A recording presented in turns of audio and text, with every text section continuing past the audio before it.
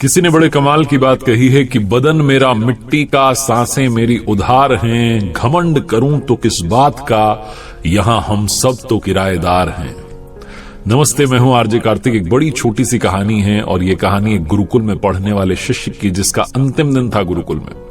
वो गुरुजी को प्रणाम करने के लिए, विदा लेने के लिए पहुंचा तो गुरुजी ने उसे बदले में एक भेंट दी, एक तोहफा दिया और कहा कि बेटा, ये एक ऐसा दर्पण है जो सामने वाले के मन में क्या चल रहा है, दुर्गुण है, अवगुण है, अच्छे गुण हैं, सब बता देता है।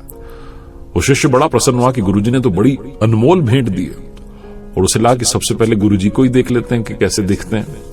तो गुरुजी की तरफ उसने शीशा घुमाया तो गुरुजी के अंदर उसे दुर्गुण दिखाई दिए। उसे दिखाई दिया कि क्रोध बचा हुआ है, अहंकार बचा हुआ है, द्वेष बचा हुआ है। अब गुरुजी थे, कुछ बोल नहीं सकता था, उन्होंने ही भेंट दी थी तो कुछ बोला नहीं, चुपचाप प्रणाम करके निकल लिया। और जब बाहर जा रहा था घर की तरफ तो सोच रहा था कि कैसे गुरु हैं, इनको मैंने अपना आदर्श माना और इनके अंदर अवगुण बचे हुए हैं, इन्होंने अपने ही अवगुणों को खत्म नहीं किया, इनके अंदर बुराइयां बची हुई हैं। बहुत उसका जो था भरोसा टूटता जा रहा था।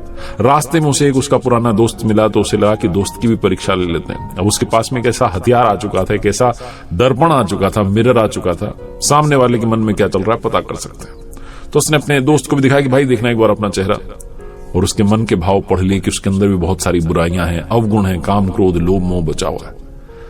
उसका भरोसा टूट गया। दोस्त पर से भी आगे बढ़ा तो उसे एक रिश्तेदार दिखाई दिया। उसे लगा कि चलो इनका भी हाल जान लेते हैं। तो उनको भी दिखाया किसी बड़ा कमाल का मैं लाया हूं दर्पण और ये वो। उन्होंने अपना चेहरा देखा तो उन्होंने मन के भाव पढ़ लिए शिष्य ने कि रिश्तेदार में भी कमियां है। उसका भरोसा धीरे धीरे संसार पर से उठने लगा कि गुरुजी में कमियां है, दोस्त में कमियां, रिश्तेदार में कमियां है। क्या चल रहा है दुनिया में, लोग बताते क्या है और अंदर से कैसे हैं। डबल स्टैंडर्ड की दुनिया है, मिथ्या संसार है। बहुत गुस्सा कर रहा था अंदर ही अंदर। अब वो अपने घर की गली की तरफ आ चुका था और गली में जब घर की तरफ बढ़ रहा था तो सोच रहा था कि मम्मी पापा जो हैं उनमें कोई दुर्गुण नहीं होगा, कोई अवगुण नहीं होगा, वो निर्मल होंगे। मेरे पिताजी तो बड़े प्रतिष्ठित हैं, समाज में बड़ी प्रतिष्ठा है उनकी, माँ को देवतुल्य मानते हैं सब। तो गया घर पर जाकर के पिताजी को सबसे पहले दिखाया कि देखिए दर्पण में अपना चेहरा आपके लिए लाया हूं। पिताजी में भी उसे अवगुण दिखाई दिए, बुराइयां दिखाई दी। उसका तो भरोसा ही टूट गया। माताजी को दिखाया तो उनमें भी कमियां दिखाई दी। उसे लगा कि अब बिना देरी के वापस गुरुकुल जाते हैं और ये गुरुजी को वापस सौंपते हैं और उनसे पूछते हैं कि चल क्या रहा है दुनिया में, कितनी डबल स्टैंडर्ड की दुनिया हो गई। गया सीधा गुरुकुल में जाकर गुरुजी को प्रणाम किया और कहा ये दर्पण आपने क्या दे दिया, इसमें सबके भाव पता चल रहे हैं और देखो आप कैसी दुनिया चल रही है। यहां तक कि गुरुजी आप में भी बुराइयां बची हुई हैं, आपने अपनी बुराइयों पर काम नहीं किया, आप भी निर्मल नहीं हुए। गुरुजी जोर जोर से हंसने लगे और कहने लगे एक सेकंड के लिए रुकना। उन्होंने उस दर्पण को जो था उस शिष्य की तरफ घुमा दिया और कहा अपना चेहरा देखो। फिर बताया उसे कि देखो कितने सारे अवगुण तुम्हारे अंदर हैं। उसका पूरा मन मैला था, कहीं पर भी निर्मलता नहीं थी, सारे अवगुण, काम, क्रोध, लोभ, मोह सब भरा हुआ है। गुरुजी ने कहा बेटा ये दर्पण तुम्हें इसलिए दिया था ताकि तुम अपने आप को देखो और अपनी बुराइयों को, अपने दुर्गुणों को नष्ट करो, बुराइयों को मिटाओ और अच्छे इंसान बनो। तुमने पूरा दिन निकाल दिया देखने में कि किसमें क्या भरा हुआ है, जबकि ये नहीं देखा कि मेरे अंदर कितनी बुराइयां हैं।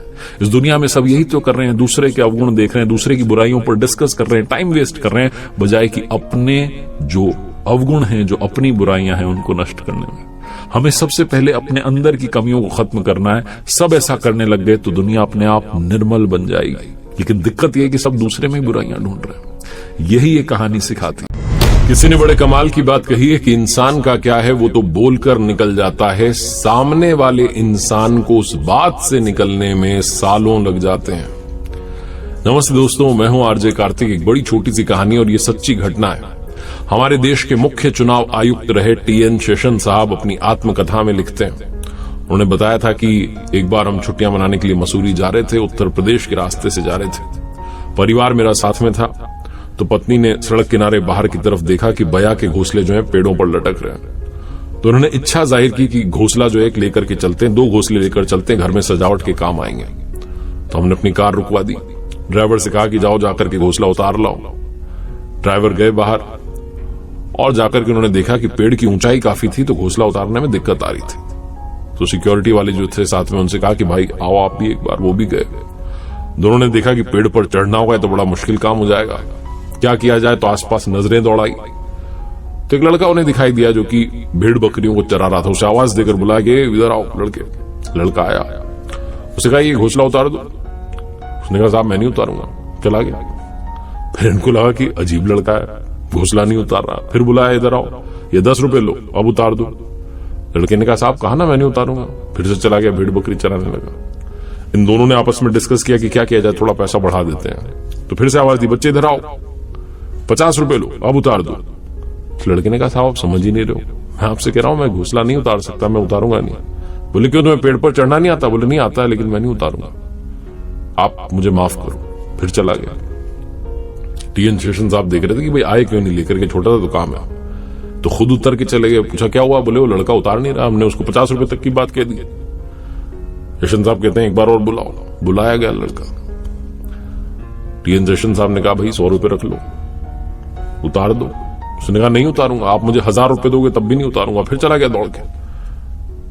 टीएन शेषन साहब आकर के अपनी गाड़ी में बैठ गए और शेषन साहब ने लिखा कि मुझे समझ नहीं आ रहा क्या हो रहा था, मैं समझना चाह रहा था कि कारण क्या है, उतार क्यों नहीं रहा। तो टीएन शेषन साहब ने एक बार फिर से अपनी टीम से कहा जाओ एक बार उसको बुला के बस लाओ कि ना उतारना नहीं है, वो साहब कुछ बात करना चाह रहे हैं। तो गए सिक्योरिटी वाले, जाकर के उससे कहने लगे कि अरे साहब बुला रहे हैं, एक बार बात करना चाह रहे हैं। तो जब उसे लेकर के आए थे तो रास्ते में समझा रहे थे बड़े साहब हैं, सजा दे सकते हैं, पुलिस की टीम आ जाएगी, समझो तुम उतार दो ना। उस लड़के ने कहा नहीं उतारूंगा नहीं। तो आपस में डिस्कस करते उसको लेकर आ गए कार के पास।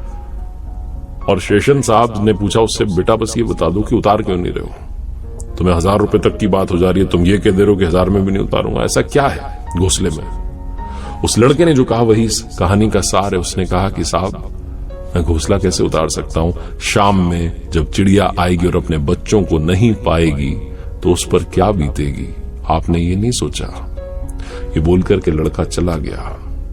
टीएन शेषन साहब कहते हैं कि उस शाम में मुझे अपराध बोध हुआ, मुझे समझ नहीं आया कि मैंने इतनी पढ़ाई की, आईएएस बन गया, ये सब मिल गया लाइफ में, इतनी सुविधाएं आ गई, सुख सुविधाएं भोग ली, इतना बड़ा पद मिल गया, लेकिन मेरे दिमाग में वो बात नहीं आई जो एक अनपढ़ बच्चे के दिमाग में आ गई जो सड़क किनारे भेड़ बकरी चरा रहा था। मैंने सिर्फ पत्नी की इच्छा सुनी और उसके पीछे चल पड़ा, ये नहीं सोचा कि आगे क्या होगा।